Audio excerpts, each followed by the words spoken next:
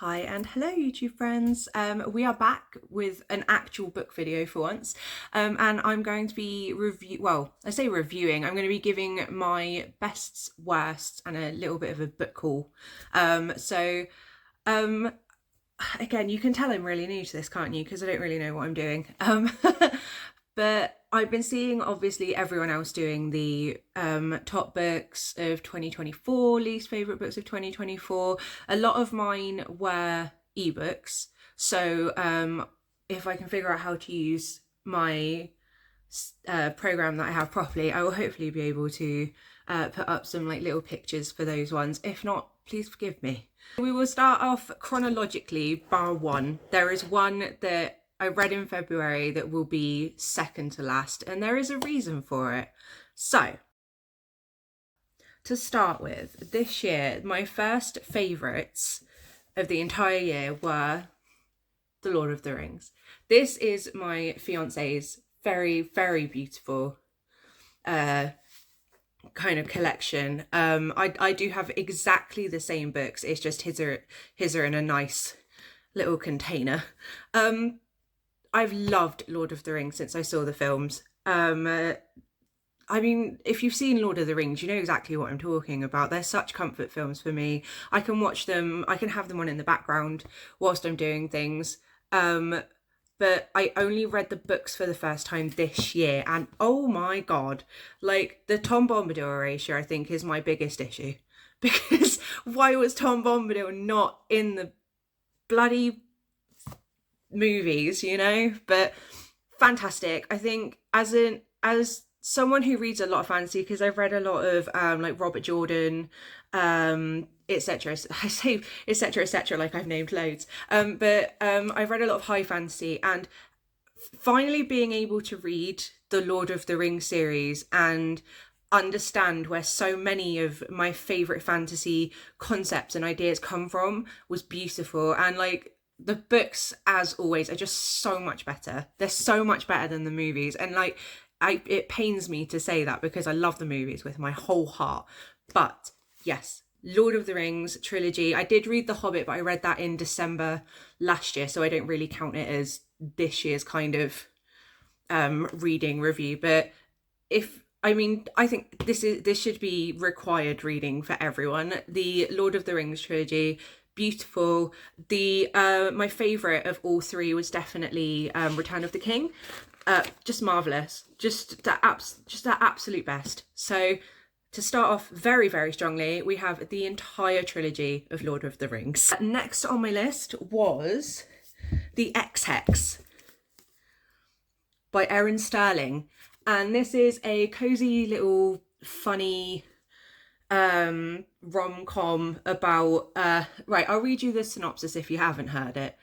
I'm not very good at the whole describing things. I can't even describe my own books. So the Ex-Hex says, Vivian Jones handled the biggest breakup of her life the way that any witch would. Vodka, bubble baths, and a curse on her ex. That was 9 years ago. Now Reese Penhallow, descendant of the town's founders, breaker of hearts, and still irritatingly gorgeous, is back. Reese has returned to the quaint town of Gravesglen to recharge the ley lines and make an appearance at the annual fall festival. But when his every move results in calamity, Vivi realises that her hexing her ex might not have been so harmless after all. As the curse starts to affect the magic of the town, resulting in murderous wind-up toys, an outraged ghost, and a surprisingly talkative cat, Vivi and Reese must put their personal feelings aside and work together to break the curse and save not just the town but also Reese's life. I read this in February, which I know probably isn't the right time of year to read a book about witches, especially because it's based at Halloween. However, I'm a mood reader, so I just read what I fancy when I fancy. This was brilliant. I think I read this in a day. Less than 12 hours. It was so funny. It was brilliantly written. It was addictive. Like I flew through it. I just didn't want to put it down. I know there's a sequel as well based around one of the secondary characters, which is on my kind of TBR for at some point, but I'm so excited to read it because this was brilliant. I don't normally do like kind of rom-coms and stuff like that. It's not really my vibe, but I'm so glad I read this one. So just read it. Like, I mean, I'm going to say that about every book in this, but just read it. So my first Kindle recommendation and favourite is one that so everyone's read Lisa Jewell, I assume. She's one of the most prolific thriller writers, I mean, of the modern day. I read my first Lisa Jewell book in I'm going by my notes on the 26th of February, and that was the night she disappeared. The premise of it is that a young girl gets kidnapped and no one knows the circumstances behind it. And then this woman moves into town with her partner, who is now the head teacher of a school, and she is an aspiring writer. So she's kind of like doing research and stuff for her current book, and she starts to find like these little clues that, you know, there might be more to this than just the girl disappearing. So that it was fascinating because it takes place in different timelines. You've got the present day, and then you have the kind of like past, and you're seeing it through the girl's perspective. So you do actually get to see kind of what happened from her perspective. Tallulah is her name. It's a brilliant book. I was hooked. I couldn't figure it out with these kind of books. I'm always trying to figure out what the plot twist is, who the killer is, etc., etc. I could not figure this out for the life of me, and the ending blew my mind. Just absolutely blew my mind. It was an instant 5-star, and it's made Lisa Jewell an absolute author for me. So The Night She Disappeared by Lisa Jewell was the last of the January to March favourites. The camera angle might have changed slightly because I accidentally knocked my my camera. So okay, so starting from kind of like March, April, the next book I read, which again was a first for me, was The Little Friend by Donna Tartt. And holy sugar, this blew me away. I absolutely understand why people love her work. I've got The Secret History on my 25 for 25 for next year, and people actually say this is the like least successful of all of her books, and I don't understand it. It's fantastic. I won't lie, it was the cover that immediately drew me to it. The synopsis, it's a very long one, so I will give you a little, like, I don't know, I'll try and wrap it up, I guess. Although the Cleaves generally revelled in every detail of their family history, the events of the terrible Mother's Day were never ever discussed. On that day, 9-year-old Robin, loved for all of his whims and peculiarities, was found,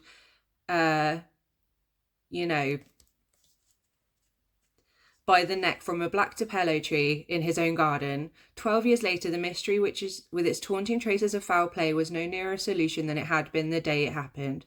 This isn't good enough for Robin's youngest sister, Harriet.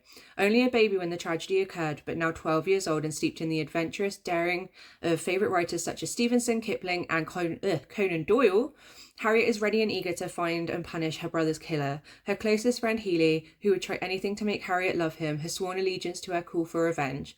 But the world these plucky 12-year-olds are to encounter has nothing to do with child's play. It is dark, adult, and all too menacing. I was fascinated by this story, if I'm honest. The first introduction you get to Harriet, by the way, is finding out she's a little bookworm and she loves Genghis Khan, which immediately made me love her. It was very, very funny. I love her narrative because obviously she's a 12-year-old girl, you know, so her reasons for doing this are very different than, you know, an adult's would be, but she's fascinating as a character, and like everything that goes on in this is brilliant. Like I can't give too much away without spoiling it, but the ending was so satisfying, and I would reread this in a heartbeat. I think I just fully recommend it. If you like Donna Tartt and if you've read The Secret History, just definitely read it because she's a genius. She's a genius of her craft, and I'm so excited to read the rest of her books. Ooh, my next one is one of the best books I read all year. So this was actually an ARC copy that I received from NetGalley. It's called The Rest of You by Mom Blue. It is a beautiful, beautiful story about a black family from Ghana, I believe, who moved to England, and it goes through the present day through the youngest of the three women, who is the niece of the older two, and then it goes back to Ghana to kind of show you what happened to lead them here, and it goes through a lot of trauma, healing, what it's like to kind of be a Black woman in these situations, and it was so heartwarming. It was so lovely to have the kind of insight into the generations as well, and I just loved it. Marn Blue is phenomenal. I cannot recommend getting her work enough. The Rest of You actually came out published properly in October, so I was really lucky to get this in April, and it has been one of my favorite books since April. She's again an auto-buy author for me now. She's just brilliant, and I cannot recommend it enough. Okay, the next one we're skipping because that one comes at the end almost. I'm so excited to talk about it. Okay, so I feel like, to no one's surprise, this one is on here. A Court of Thorns and Roses by Sarah J. Maas. Do I have to explain it? Do I have to explain why it's good? I will say right now, I hate Tamlin with my entire heart, and I didn't like him in the first book when I read it, so that was really promising. Lucian Galley through and through, and obviously we love Rhys. It's just good. I finally caved to peer pressure, and I'm glad I did. So 5 stars, brilliant. That's all there really is to say. The next one was a surprise. This was actually my first Crystal Sutherland, and it was House of Hollow. I didn't know what to expect from this, but the synopsis reads as: dark, dangerous things happen around the Hollow sisters. Ever since they disappeared as children, only to reappear a month later with no memory of what happened to them, odd, eerie occurrences follow in their wake. When Grey, the eldest, goes missing again, Iris and Vivi are left to figure out the mystery, but they aren't the only ones looking for her. As they brush against the supernatural, Iris realises that the world that returned them 10 years ago might be calling them back, but just how much horror lies beneath the surface. So I read the physical book of this, and I also listened to the audiobook, which was brilliant. This had me hooked. It did not take me long. It took me 4 days to read this, among doing other things. And oh my God, I was hooked. Like the plot twists, the scares and everything. Oh my God, it's brilliant. So I want to read more of her stuff because she does have a couple of other books, Our Chemical Hearts and a semi-definitive list of worst nightmares. I just think she's such a good author. It's so gripping.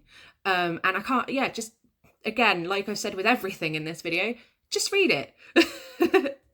So a lot of the next ones I'm going to be commenting on are ones that I have on my Kindle. Generally. However, the next one is not, and I'm kind of mad because I don't know where my physical copy is, and it's stressing me out a little bit because I literally have the entire series, but I cannot find this one. My next 5-star, absolutely loved, was A Court of Mist and Fury. And again, I don't think I need to explain it. The funny thing is though, I actually almost DNF'd this book because at the beginning, if you have read the book, you know how Tamlin acts. And that for me was a little bit too close to home, and it was really hard to read. However, I'm so glad I stuck with it because the rest of the story was stunning. So well written. The story was fascinating. Like, I'm so intrigued by the politics, about what's happening with Feyre and Rhys and all of the stuff that happens, kind of like where they're from. I can't remember the name of it. I'm sorry. I'm not like obsessed with the world yet like everyone else is. But yes, that's my favorite so far. I'm very excited to read the third one because the premise, like where it left off in A Court of Mist and Fury, fascinating. I'm so excited to see where it goes, and it promises more Lucian, which for me is a wonderful thing.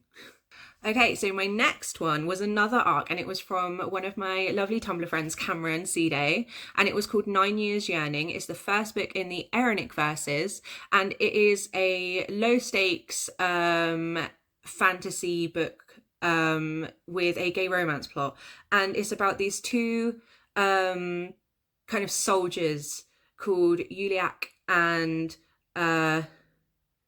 Oren Farinir, my brain flatlined then, and how it's an enemies to lovers, which is one of my favorite tropes. It like doesn't matter how often it's done. I love enemies to lovers, and it's about their journey throughout the 9 years, and how they end up together, and it's beautiful. I won't, it's not spoilers because it's literally in the first chapter, like they end up getting married and everything, and it's lush. The writing was stunning. Like if you like really purple prose and kind of like the Tolkien-esque way of writing fantasy, you would love this. Cameron is a very, very small author right now, self-published indie author. So if you are interested in 9 Years Yearning, please, please, please go and support them because it's fantastic.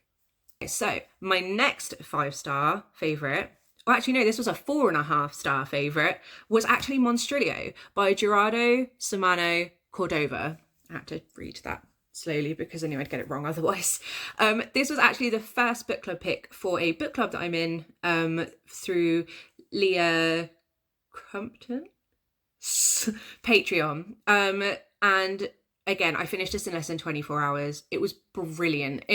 So the story revolves, okay, right, let's get my thoughts straight.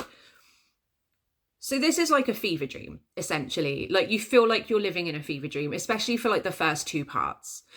Monstrilio is about a couple, their son dies, their son Santiago dies in the very first chapter, and the mother cuts out part of his lung after he dies and she keeps it, which is weird enough. And then when she goes back to her hometown and she like with her mother and stuff, that she gets told not to feed it because there is an old kind of like folk tale that if you feed it, it comes alive. So she obviously does that, and it does come to life, and it's weird and it's wild, but the story's so gorgeous. It's such a beautiful kind of like depiction of grief and kind of recovering from that, and then what comes afterwards. And the ending made me cry. It was gorgeous. It was the perfect ending for such a stunning novel. I love that we've got 4 different parts from 4 of the main characters' points of view. My favourite points of view were from M, which is the very end chapters, but it's brilliant to read. It's just so good. Like if you haven't read Monstrilio, I would recommend it. People say it's kind of like really gory horror. I don't think so at all. Like there's definitely some gore and there's definitely some pretty questionable moments, but it's worth it. It's so worth it for what the story gives you. So yeah, Monstrilio, 4.5 stars, brilliant. Okay, my next one is The Gathering by CJ Tudor. Oh my god, what a book. Okay, so the story is that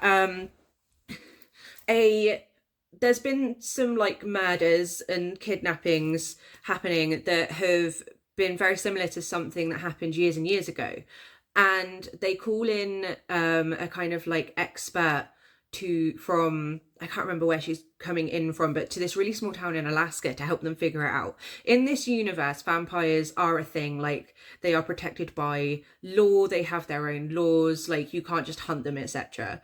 But because of the killings, people want to hunt down the vampires. And as our protagonist kind of goes through and figures out more and more of the story, she starts to notice there's some weird things going on, like it's all a little bit of a coincidence, you know?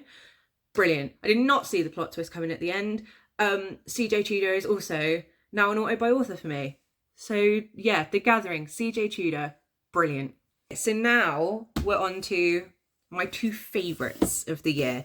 So this next book I also got as an ARC in either February or April, I can't remember, but this for so long has been my favourite book of the year. There has been nothing I have read that has knocked this book off of the top spot until literally this month.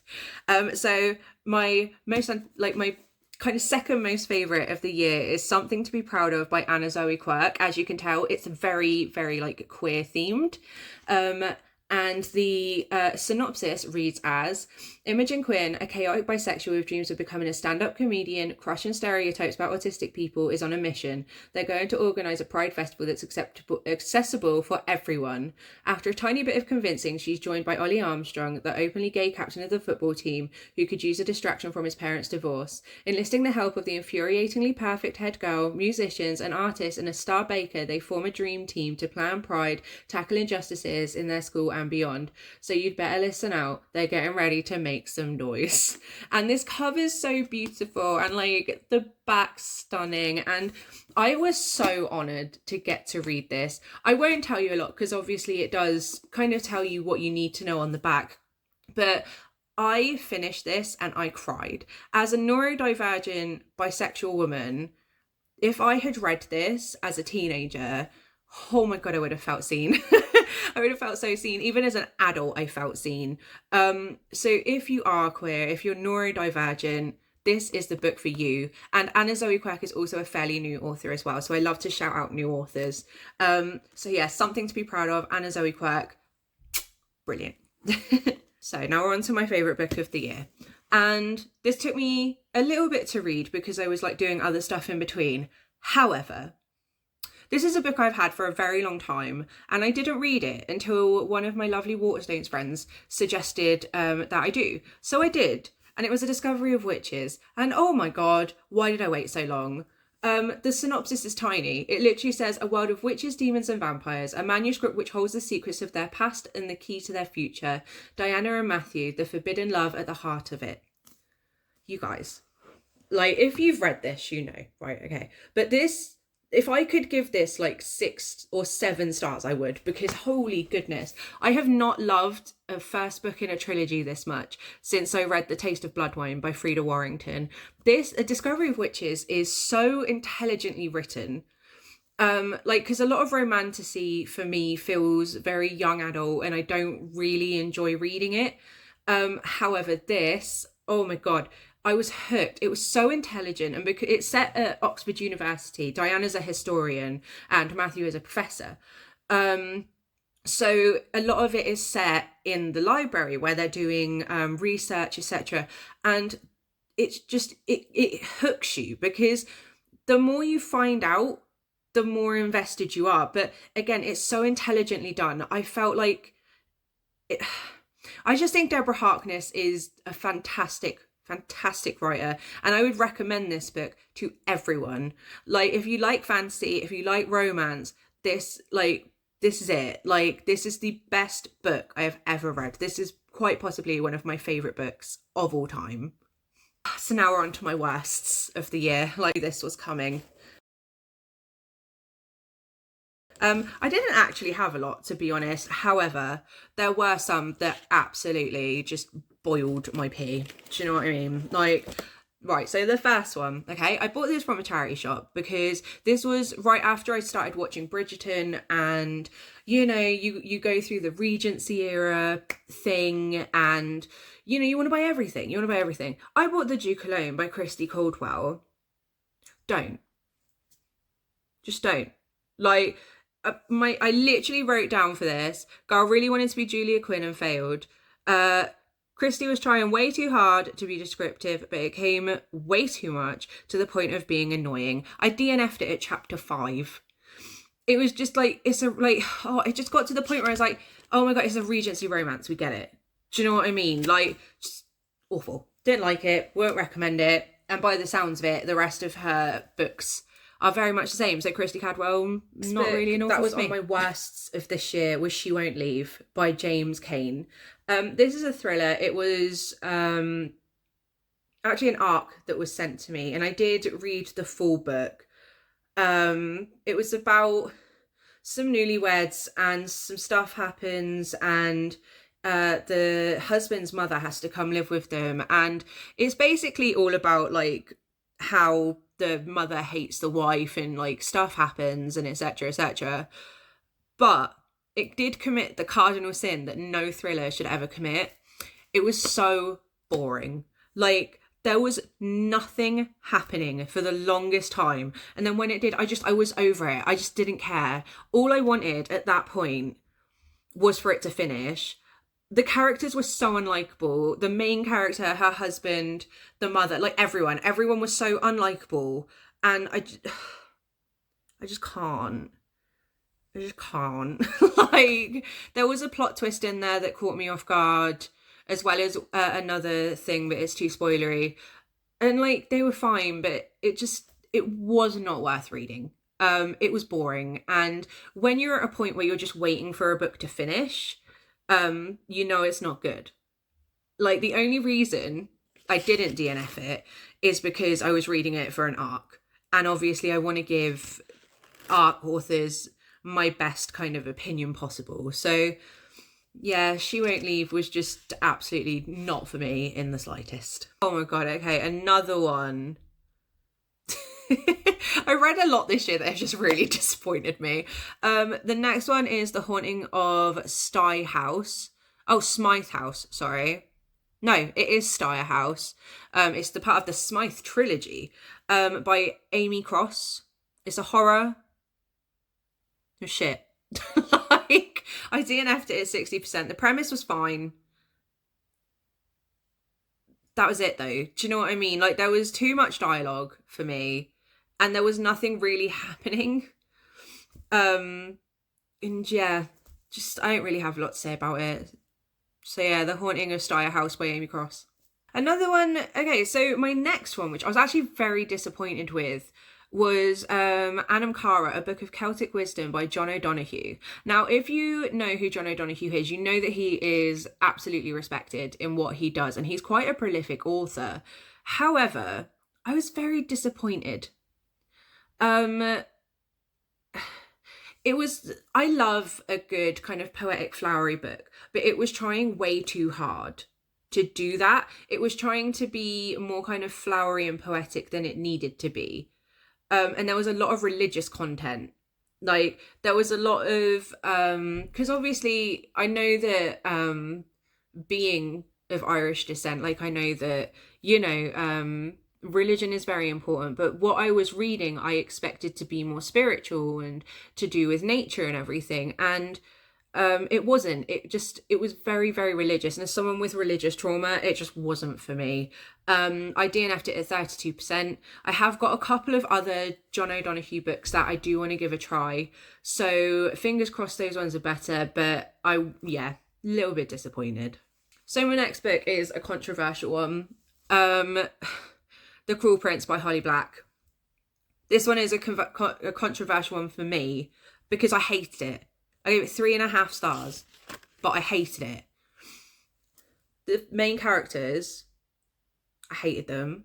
I don't even remember their names, they're so irrelevant to me. They were just the actual worst people I've ever read in my life. They're so unlikable. However, I was so intrigued by the politics and the plot that I'm actually going to continue the series, which is wild because I hated this book. Like, it's just... So yeah, like The Cruel Prince. So Impractical Magic by Emily Grimoire was another arc I got sent. It was a cozy mystery, and it just felt very unfinished. Like,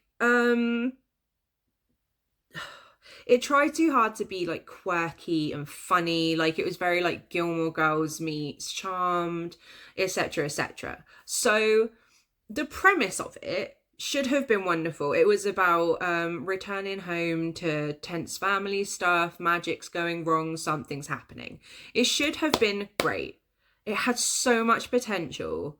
However, I just couldn't get into it. The writing was diabolical. Like, the description sometimes was really good. There was one part where she used a specific word to describe a pillar of smoke, and it actually has something to do with calligraphy. So that was a red flag straight away. Like, she's just using big words to kind of make it read better. The dialogue was awful. I couldn't stand it. I DNF'd this at 20%. Again, it felt unfinished. It had potential, but it wasn't for me. It's one that I think has now been released. So if you are interested, please give it a go, but it was not for me. Okay, so this again is another controversial one, especially in our book club. Jane Eyre by Charlotte Bronte. A classic, obviously. I gave it 2 stars. I hated it. The premise was so good. And like, okay, so firstly, the good things, because Charlotte Bronte's writing is phenomenal. Like, the Bronte sisters are authors and poets I have wanted to read for a long time. It's since reading their poetry. I love the prose, I love the flow. So that was immediately marvelous for me. And the plot was very, very good. However, my biggest issue with the story was Mr. Rochester. What a prick. He's so unlikable. I was waiting for his Mr. Darcy glow up. I was like, he has to have a Mr. Darcy glow up. It has to happen. But it doesn't. And then even at the end, after what happens to him, he's still unlikable. So I was a little bit angry at that ending. I kind of wanted to rewrite it, like, just so that, you know, Jane could do better. However, again, the writing was beautiful. The feminism went so hard, and I loved it. And at one point, Jane does get away from Mr. Rochester, like, because of circumstances. So she leaves, and then I genuinely forgot all about him. The rest of the story was brilliant. Everything I read that wasn't about him was great. And then he came back, and I was annoyed again. So 2 stars for Jane Eyre by Charlotte Bronte. However, it is not going to put me off reading any more of her stuff. My next one is one I have actual beef with. The Haunted Counter, which is the first in the Candlemaker series, by W.L. Knightley. So the way it reads, the synopsis, is that it's kind of like a horror thriller. It is not. It is a lie. Everything it tells you is a lie. Our main character moves into this house, and it's haunted and stuff, and stuff starts happening, etc., etc. Like, she sees like a apparition sort of thing in her house, and then murders happen, and, you know, it's all that kind of thing. But it just felt like a waste of my time. The writing wasn't good. It was way too dialogue heavy. There was not enough description to dialogue ratio. The ending was appalling. The way it ended was literally to make you buy the next book to find out what happens, and I'm not interested enough or willing to waste enough of my time to do that. So that was that. The one character that was actually okay was barely readable. So I would not recommend that to anyone, honestly. Even if you're looking for a book to read that you want to hate, don't. Just don't. It was awful. I wish I'd never read it. Okay, so that was my best and my worsts of 2024, which is very exciting. And now we're going to go on to my little book haul that I did. So it should probably come, you know, as no surprise that I got the next 2 books in the trilogy, because there is not a chance I wasn't going to read these. Honestly, I got about halfway through A Discovery of Witches, and I knew that I needed the rest of this series. I'm going to devour this series. And I have so many books to read next year. So fingers crossed. But yeah, the Shadow of Night and the Book of Life. I'm obviously not reading the back to you because spoilers, and I don't want to spoil myself. I also got by Deborah Harkness, Time's Corner, which is a kind of standalone about one of the other characters, and the character's Marcus. And I'm very intrigued by his backstory. From what you hear in The Discovery of Witches, he, like, a lot happened with him, and I'm hoping in this one it just explains everything thoroughly. So yes, very, very excited to read that one once I have read the other books in the trilogy.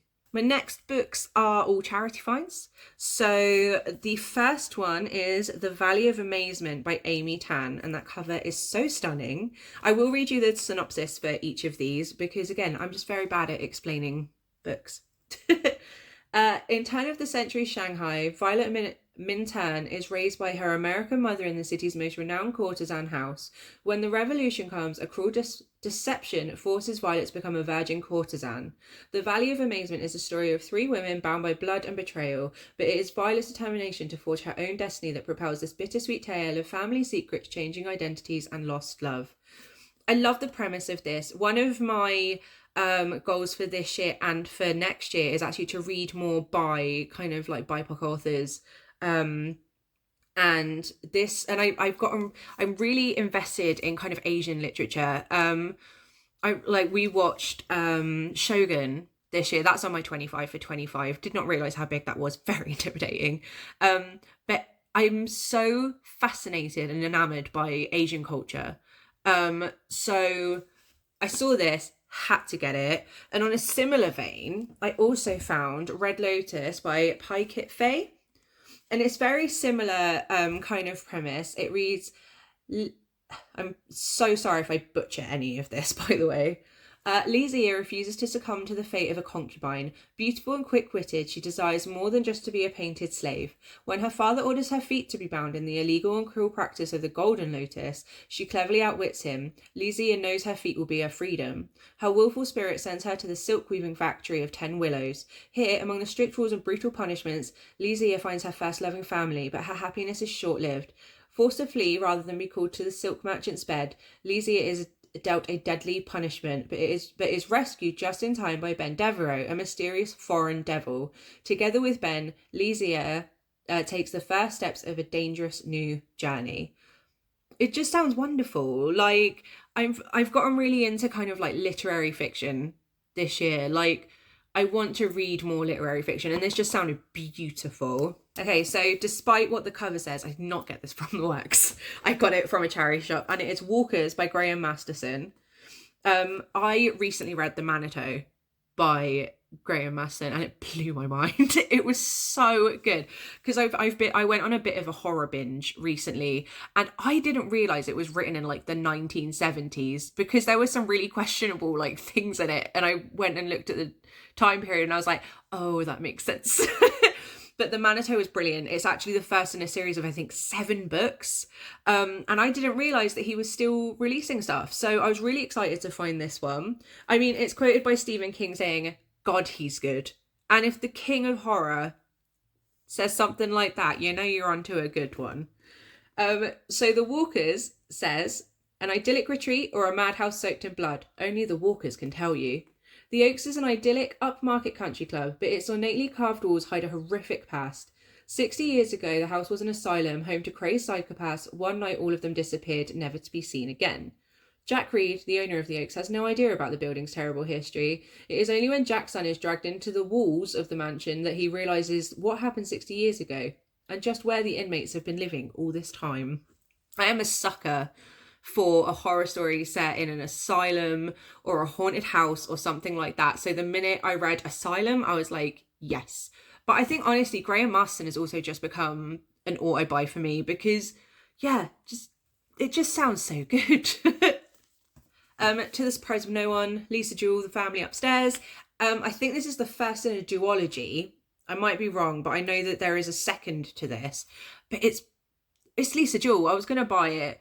It says, 1 house, 2 families, 3 bodies. The synopsis reads, be careful who you let in. In a large house in London's fashionable Chelsea, a baby is awake in her cot. Well fed and cared for, she is happily waiting for someone to pick her up. In the kitchen lie 3 decomposing corpses. Close to them is a hastily scrawled note. They've been dead for several days. Who's been looking after the baby? And where did they go? I've got very high expectations for this. It's Lisa Jewell. I can't imagine it's going to be bad. So that was another wonderful find. A lot of these I got in kind of like deals like 4 for £1 or something like that, because that's why charity shops are the best and you should go and support your charity shops. The next book I found was Bonjour Tristesse by Francois Sagan, and I'm hoping I pronounced that right. I probably didn't. And it was translated by Heather Lloyd. Apparently, she has been quoted as the French F. Scott Fitzgerald. And one of my 2025 goals for reading was to read more translated fiction. So I thought this fit perfectly. And it says, it tells the story of Cecile, who leads a carefree life with her widowed father and his young mistress until one hot summer day on the Riviera, he decides to remarry with devastating consequences. In a certain smile, Dominique, a young woman bored with her lover, begins an encounter with an older man that unfolds in unexpected and troubling ways. So it just sounds a bit spicy. It sounds a bit fun, and it sounds very French. So I'm very excited to read this one, and it's also a Penguin modern classic. Like, I know I shouldn't, but I want to collect all of like the classics, the modern and vintage. Speaking of vintage, I also found Slaughterhouse-Five by Kurt Vonnegut. I'm probably pronouncing that wrong, but yes, this is another kind of like vintage one. The premise sounded very, very good, and it's something that I support fully. Prisoner of war, optometrist, time traveller. These are the life roles of Billy Pilgrim, hero of this miraculously moving, bitter, and funny story of innocence faced with apocalypse. Slaughterhouse-Five is one of the world's greatest anti-war books, centering on the infamous firebombing of Dresden in the Second World War. Billy Pilgrim's Odyssey through time reflects the journey of our own fractured lives as we search for the meaning in what we're afraid to know.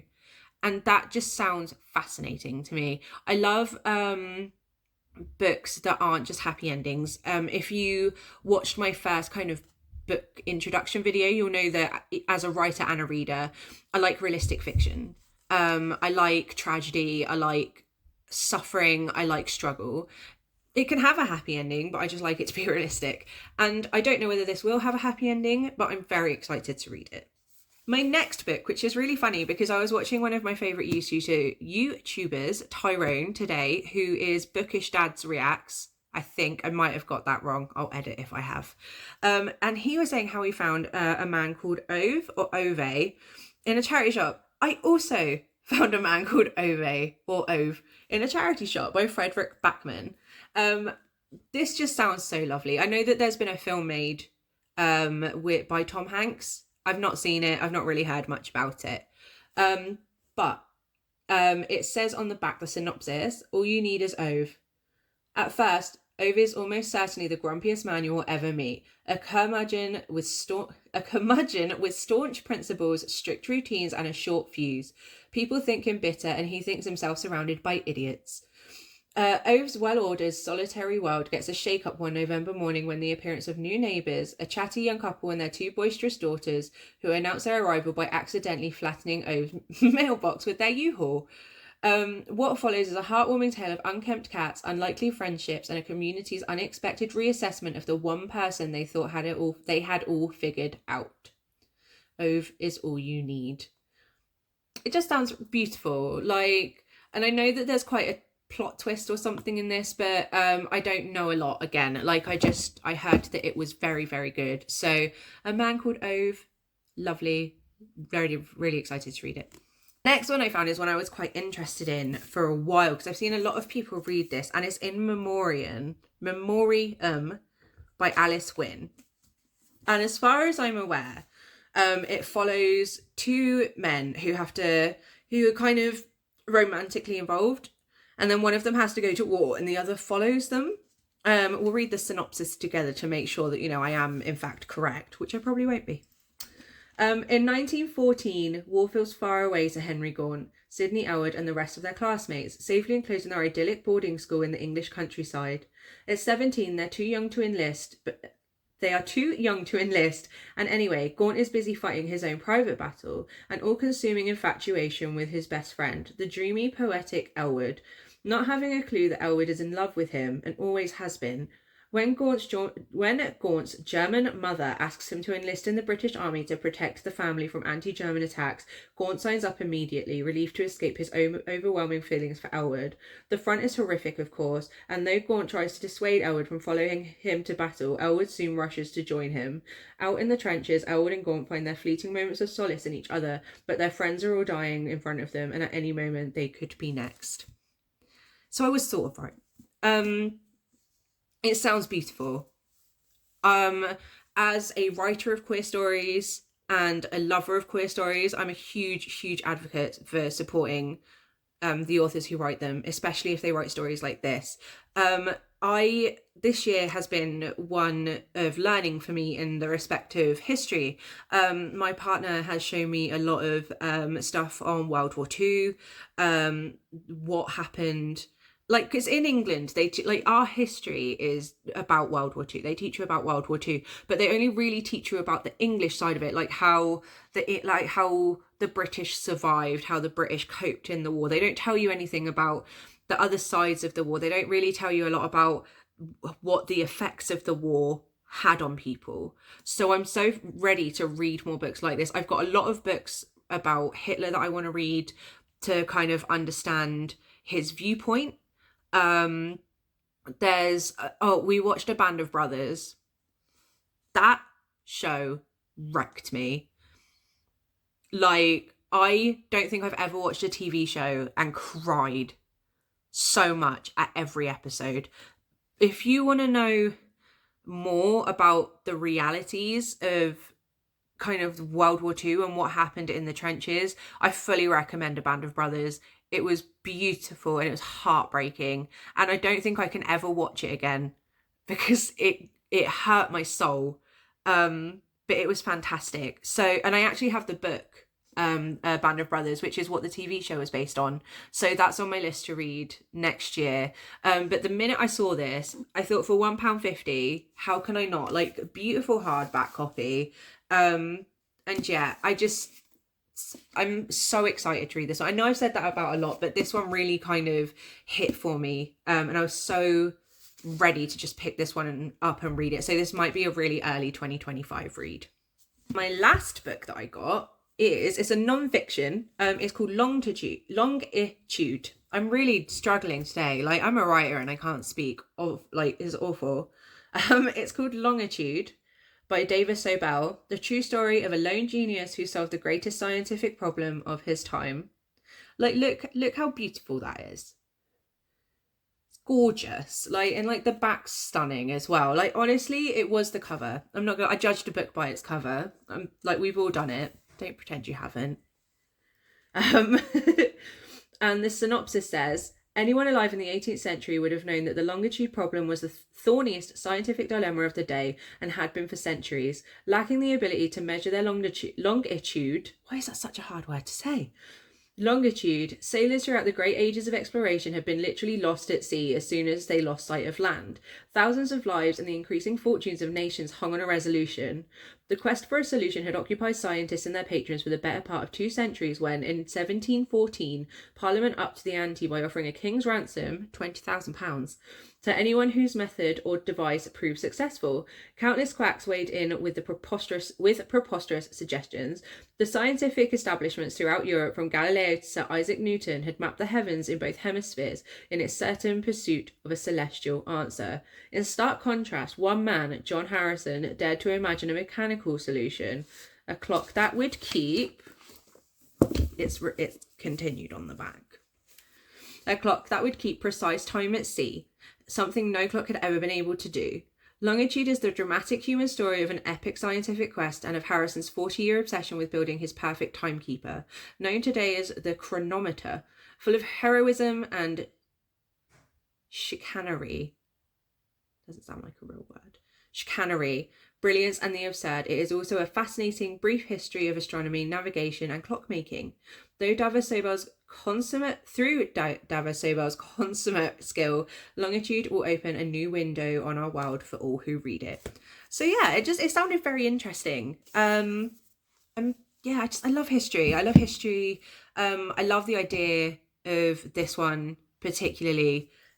Because thanks to Robert Jordan, I now know more about ships than I ever would have in my life. So, so that is about it for today. This is probably going to be one of my last videos of 2024, if my last video, because I don't really have a lot to say. Like, I'm still very new to this. I am trying hard to kind of think of ideas and things to do in regards to videos, but I'm struggling, if I'm honest. Like, a lot of the time, being neurodivergent, I don't have spoons a lot of the time. So, like, it's days like today where I have to really kind of, push myself when I have an idea, because this is when I will actually get stuff done.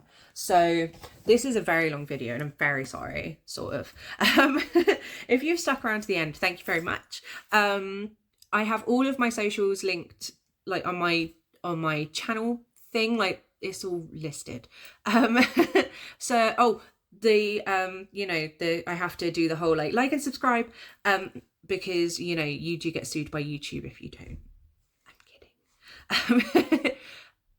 If this is the last video, though I don't celebrate it, I wish you all a very Merry Christmas and a Happy New Year. And thank you for tuning in.